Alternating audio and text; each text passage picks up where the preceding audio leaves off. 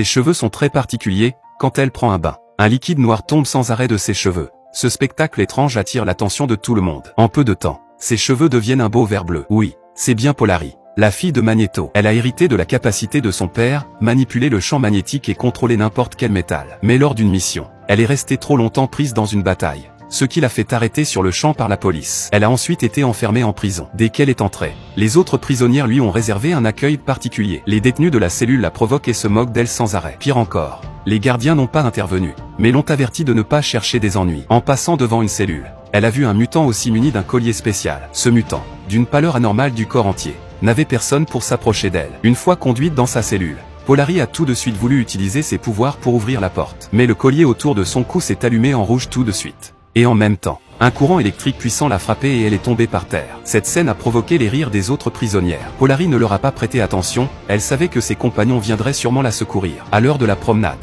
pendant qu'elle se promène dans la cour, Laura, la chef de la prison, est venue avec son gang, prête à chercher des ennuis à Polari. Elle a averti Polari que tous les mutants dans cette prison devaient obéir à elle. Mais en tant que fille de Magneto, elle n'a pas pris cette prétendue reine de la prison au sérieux. Sentant qu'elle a perdu la face, Laura a pris immédiatement action.